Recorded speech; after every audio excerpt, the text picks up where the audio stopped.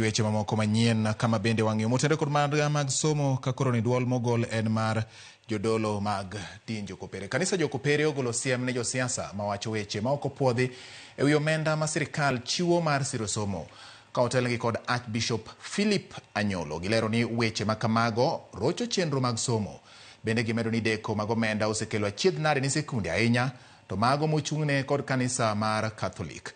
Jodologo kwayo sirkal mondo oneni ochungi sekta mar somo kendo neno ni jopuonjre duto oyudo thuolo mag somo. You make any blunder in education, you can bring the whole country down. You can bring the whole humanity down. So we have to be very cautious that any other things as we go about in politics and so such, we don't make blunders on matters education. So we have to be very careful in doing everything and consider mostly that those young people have education, whatever may be.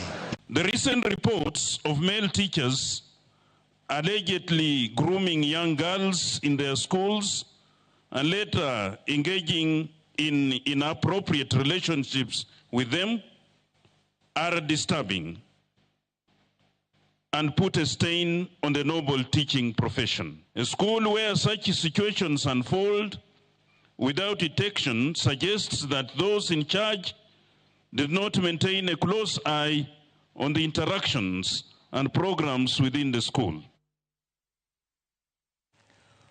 Jopuonjre ma nurses mayande ochung tiegruok margi koro ywak ewi mwandu